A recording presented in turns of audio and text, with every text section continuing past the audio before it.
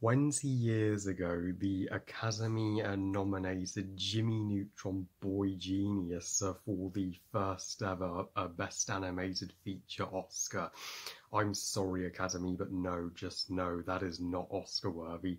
If time travel is doable in the future, I say you should turn back time and nominate Atlantis The Lost Disney Classic instead.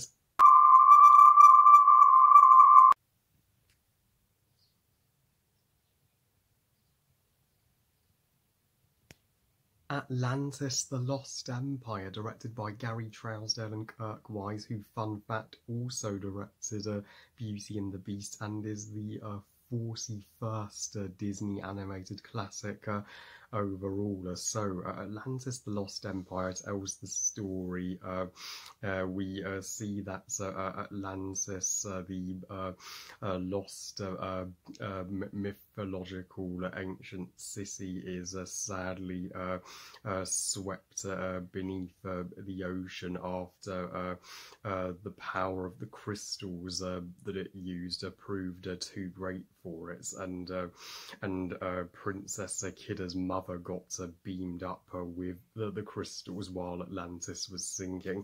And then we cut forward in time to present day, where Milo, a adventurer who is obsessed with all things Atlantis and dreams of discovering it, finally gets his wish when he goes on a epic voyage under the ocean to not only find Atlantis, but to befriend and fall in love with Kidda, and to save Atlantis itself. This review was ever so kindly requested by a awesome subscriber, Ross O'Hara, as today is his birthday. So wishing you a very happy birthday, and this review is for you. I hope you enjoy it, and this year is the right time to be reviewing Atlantis The Lost Empire, as this year is the 20th anniversary of the movie. I was just 6 when I found out that this movie was coming out in 2001, but when I saw the marketing and the trailers for it as a kid, I thought that looks scary. I was intimidated by the marketing, which is why I was put off from seeing it in the cinema. That is one of the biggest regrets of my entire life, not seeing this underrated gem from Disney on the big screen, because I really should have supported it. While it did moderately successful at the box office, sadly it was a hit and miss with the critics at the time, who criticised its lackluster characters and the absence of songs in the soundtrack. So sadly, due to the movie not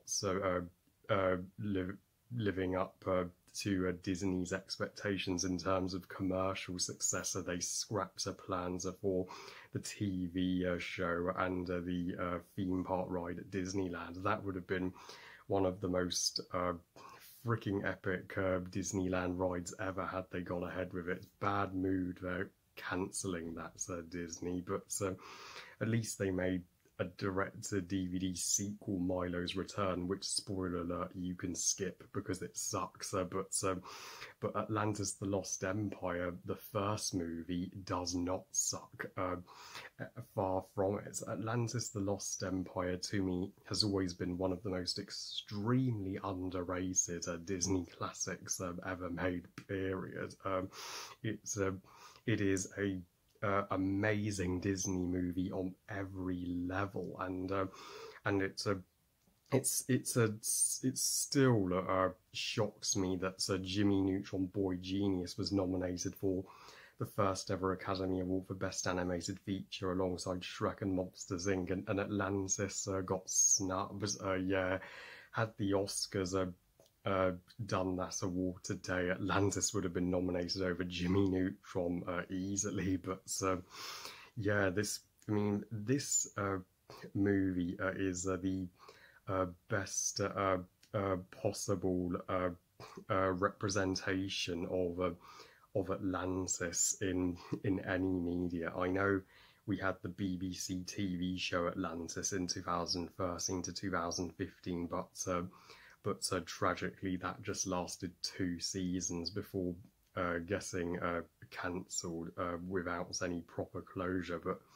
But the Lost Empire is, I mean, this movie is why I prefer the 2000s Disney era over the 2010 Revival Age Disney era. Now, there were more, well, original Disney movies in the 2000s era that force outside the box, that didn't just pick the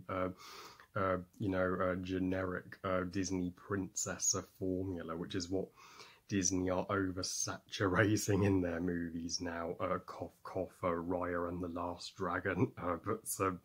But yeah, Atlantis it does not feel like a Disney classic at times. I mean, there's no musical numbers, and there is no obvious antagonist, and yeah, it is not structured like a Disney fairy tale, but it's not supposed to be.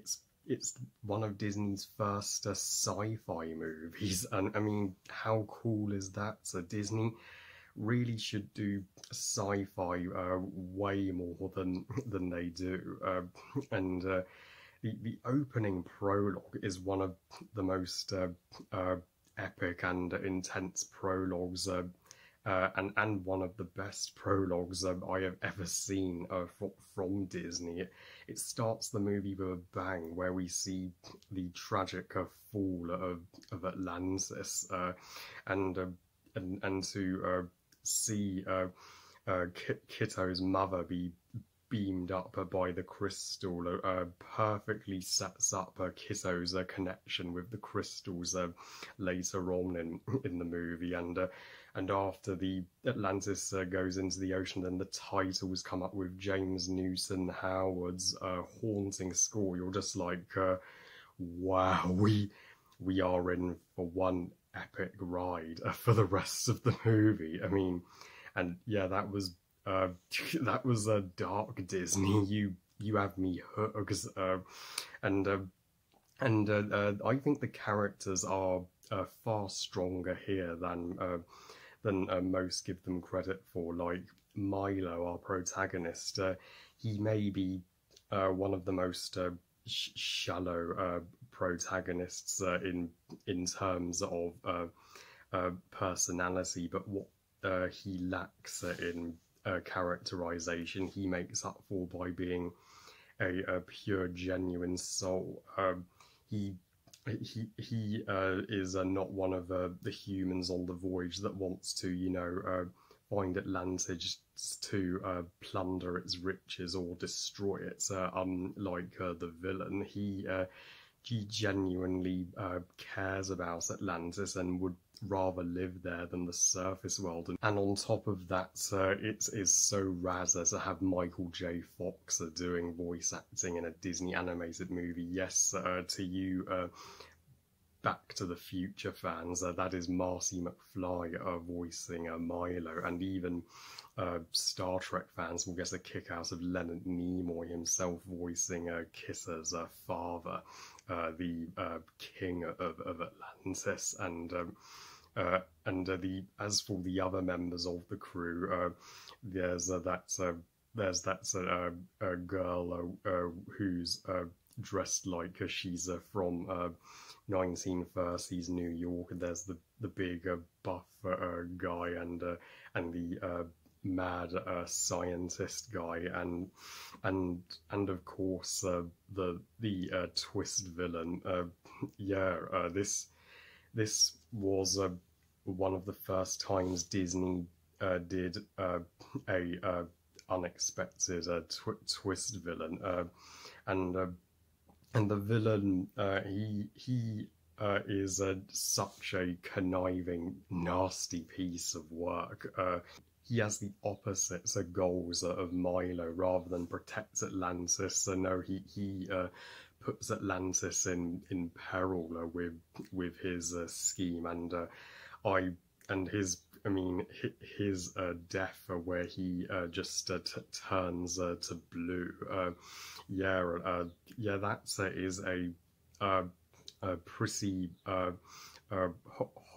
horrific way to go, and yeah, I love that Atlantis is one of those Disney movies that forgets about putting comedy in a scene for just a few minutes to let a scene be more dramatic. But Princess Kizza is, of course, the queen of this entire movie, and my personal favourite character, if you haven't already gathered. She is such a underrated goddess in the Disney princess canon. How is she not considered an official Disney princess? Or she's barely ever mentioned in when people talk about the Disney princesses, and she deserves to be mentioned, because don't expect a kiss or romantic scene between Kizza and Milo in this movie, as this is a straight-up action adventure with little romance involved. Heck, what makes their relationship stand out from other Disney couples is that they don't ever share a kiss. They just hug at the end after the final battle. She helps Milo study and fall in love with the culture of Atlantis, and she is the key to Atlantis's future due to her relationship with the crystals. But one nitpick I have is I don't guess it. If Keita and her mother don't want to be, beamed up or touched by the crystals in any way, why don't they just take the crystal that they are wearing around their neck off? That's my exact same flaw with Harry Potter and the Deathly Hallows Part 1. Why didn't Harry just take the Horcrux locket off when swimming down to get the Sword of Gryffindor? But the sequence when they enter the crystal chamber and the crystal calls to her, and her eyes turn pure blue, and she walks up to the crystal, and James Newton Howard's score gets your blood pumping, and it beams her up, and it's nothing but silence. You are just this is electrifying. Why is this movie so underrated? And props to James Newton Howard's score. It's is one of the darkest and most majestic scores he has ever composed for a Disney movie. He also composed a Dinosaur the year before, so he was working on two major Disney scores at the exact same time. And look what he achieved. Of course, the animation and the world building with Atlantis reaches a new altitude of awesomeness. With the gigantic submarine to just the culture of Atlantis itself, and to see how the Atlanteans dress and their language and their art style, and to learn how the crystals really transformed their civilization. It is some of the most flawless world building that Disney have ever done. Every single scene in Atlantis in this movie just knocked my freaking socks off. I really hope that Raya and the Last Dragon has a good world building as this.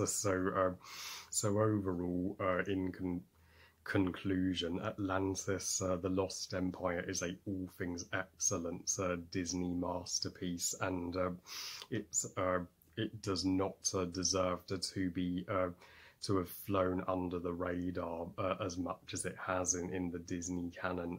Please rewatch it for the 20th anniversary because it's will amaze you. I give Atlantis The Lost Empire 5 stars out of 5. Best movie ever. Happiest of birthdays, Ross O'Hara. I hope you enjoyed hearing my thoughts on Atlantis The Lost Empire. Well, I love you guys. Thank you for watching. I hope you guys enjoyed this review. And what are your thoughts on Atlantis The Lost Empire and the sequel, Milo's Return, if you've seen it? Please comment and let me know. Please like this video and subscribe. Please offer on Twitter and on Instagram. And I'll see you all next time. And remember, movies are us. Bye, guys.